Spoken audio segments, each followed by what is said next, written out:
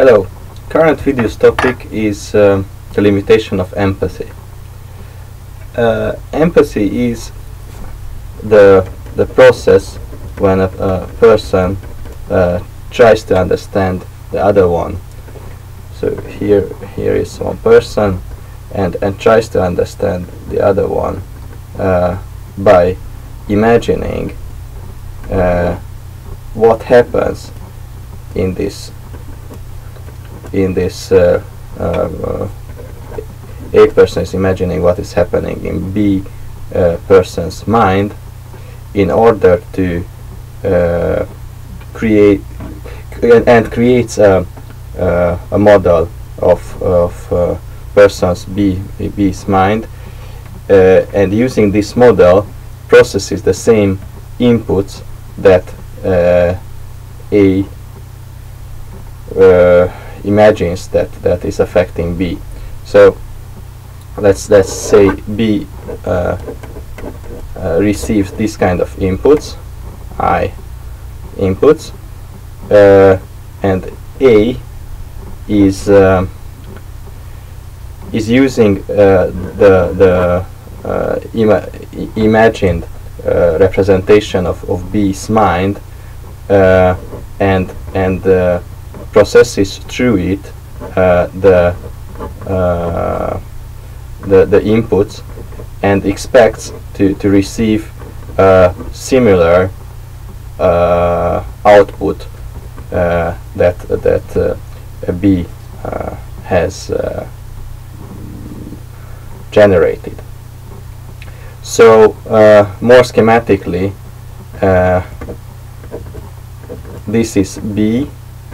He is receiving inputs I1 and is producing O1 outputs, and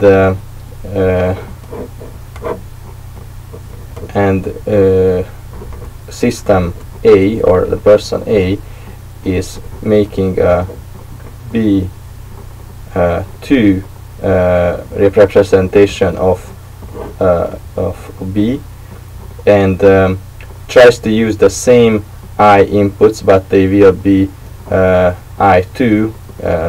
They are not identical. These are not identical to these, so there is a difference. And of course, B is not identical to B2, so not very surprising, O2 won't be similar to O1 either, so this one won't be similar to this one either. But as O1 can be perceived by agent A as input, and agent A can perform a comparison of O1 and O2, investigating whether these are similar or very, very different. The representation of either B2 or I2 will be modified, meaning that either agent A says either that the inputs were not perceived correctly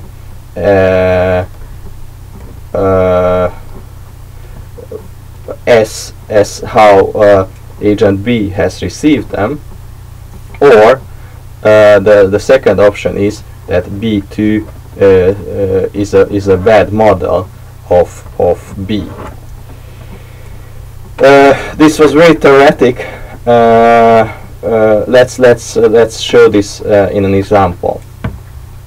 A lady and a man is talking to each other.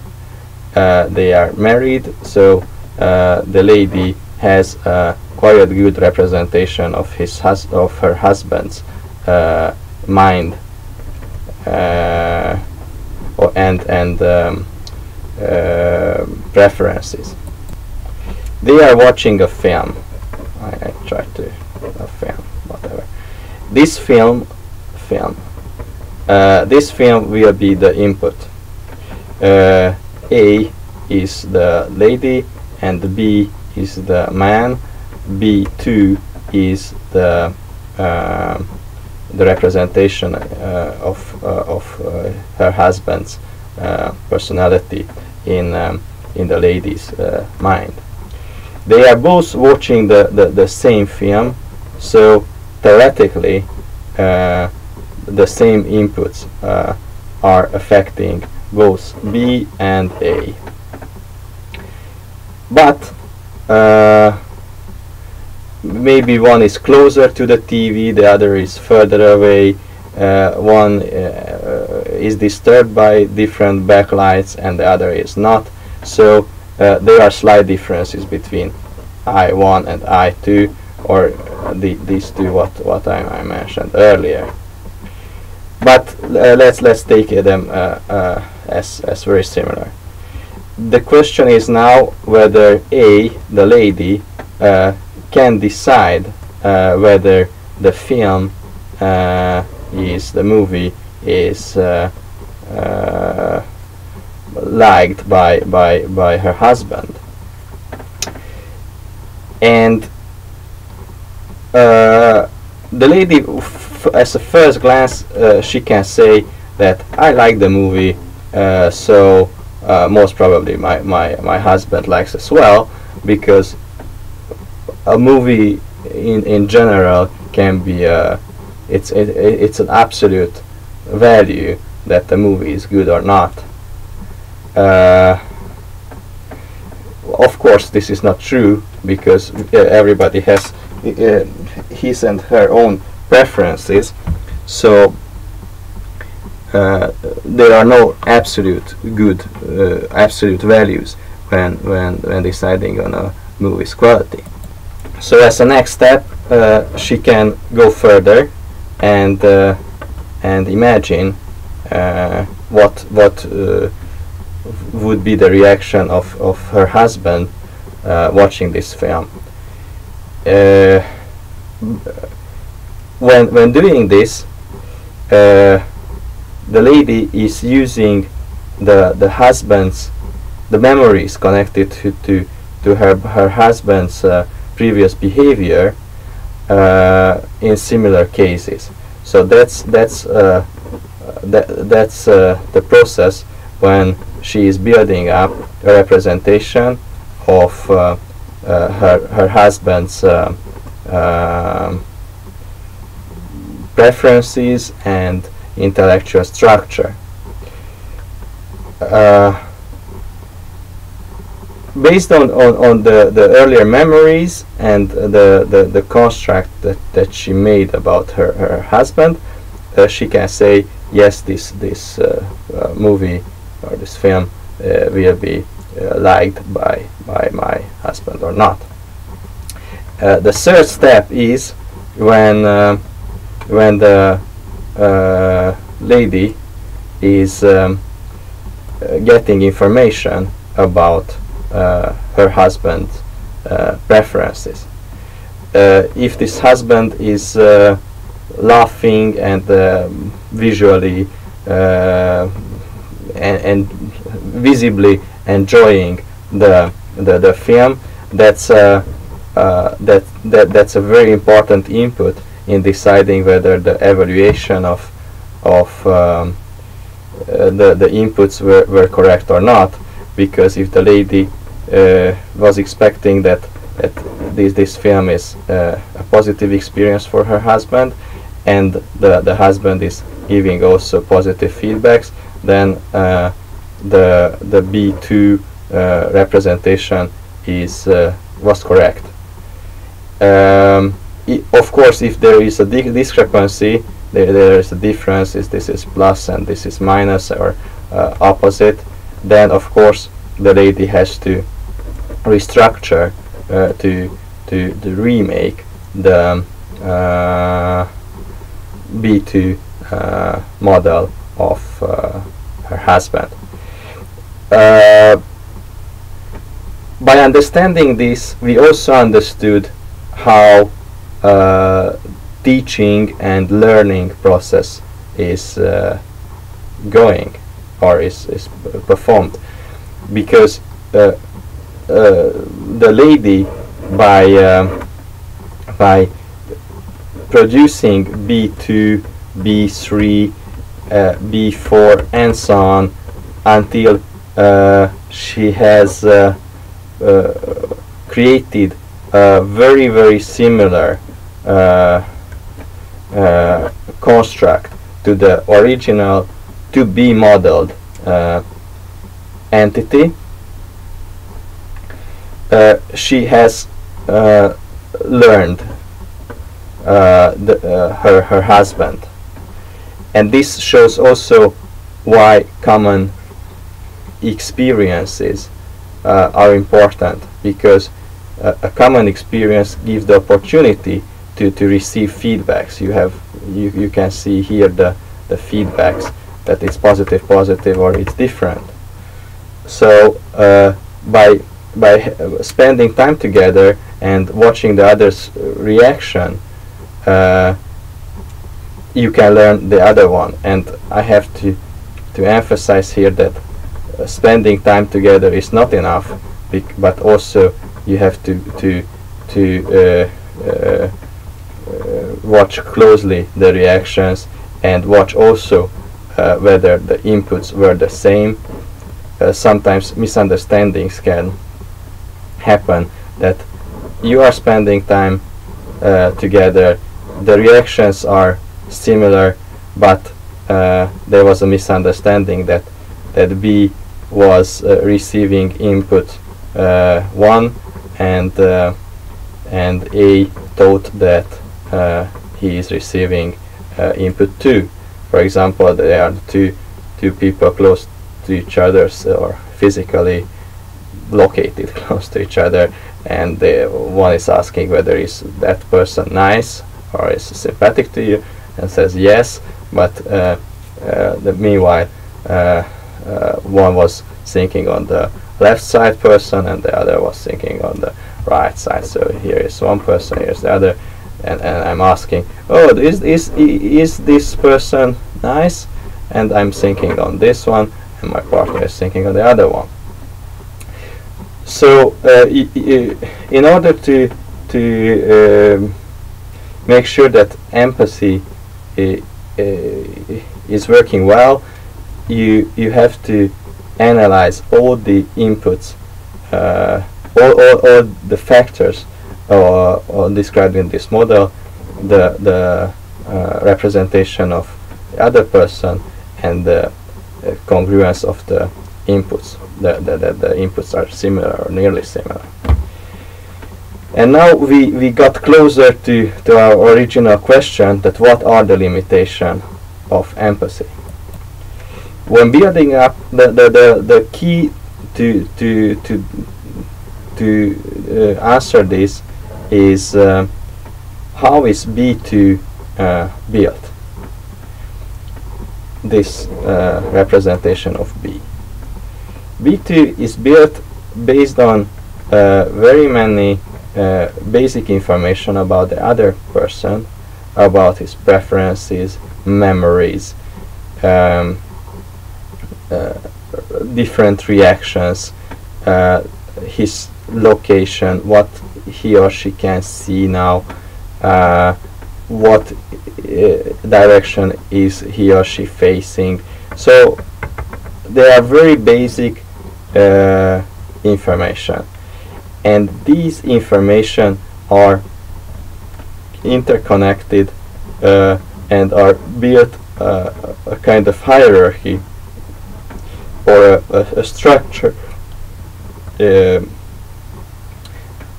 that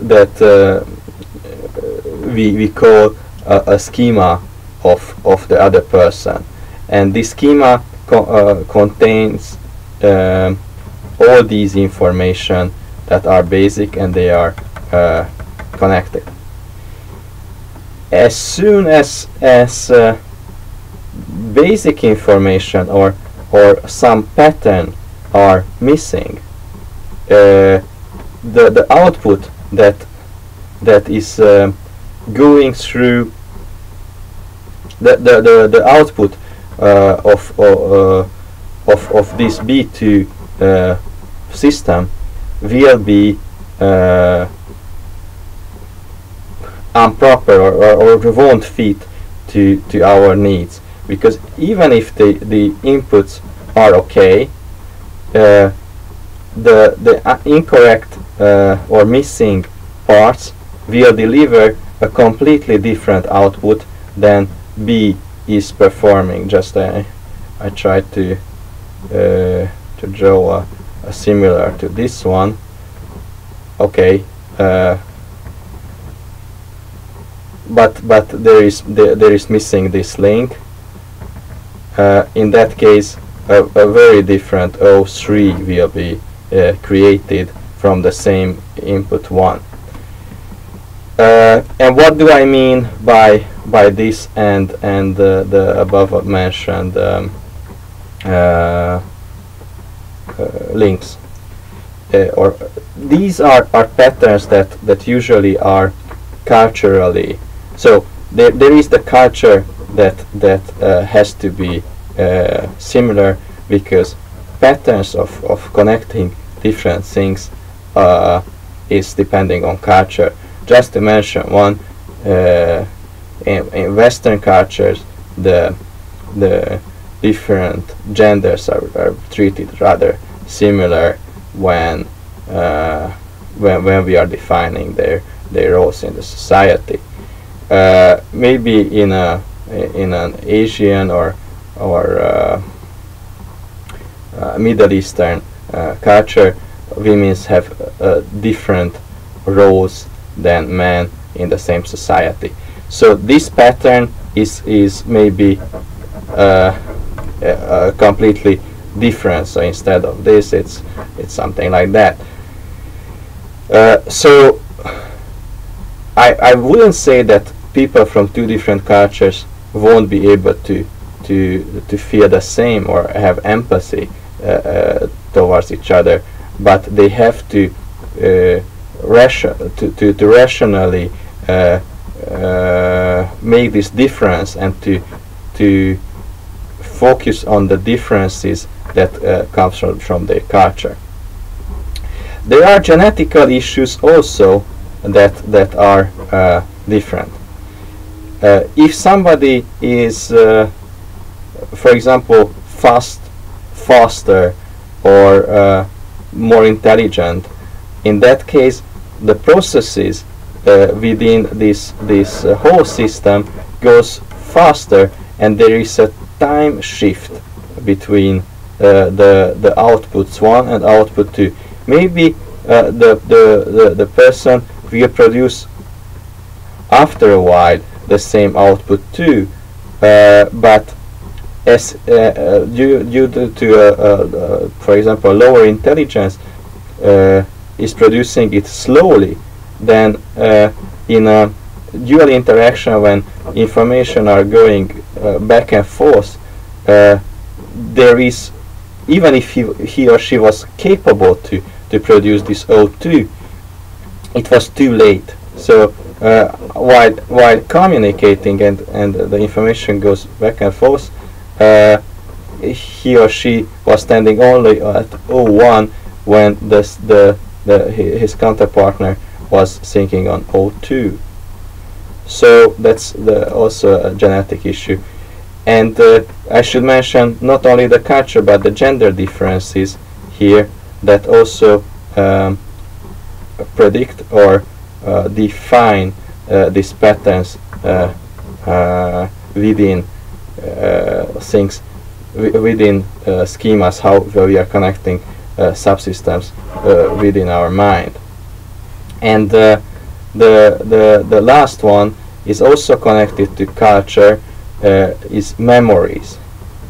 Memories of the society, memories on a group level, and personal memories. So in order to understand each other, we have to tell a lot of stories from the past, and our not only the facts what happened in the past, but also what were the inputs and those inputs, what kind of outputs they have generated based on these factual, or based on these facts. So meaning that not only what has happened, but what kind of feelings we had during the processes. So maybe this presentation was not only about limitations of empathy, but also how empathy in general works. But still, I hope that you have enjoyed it. Thank you for your attention.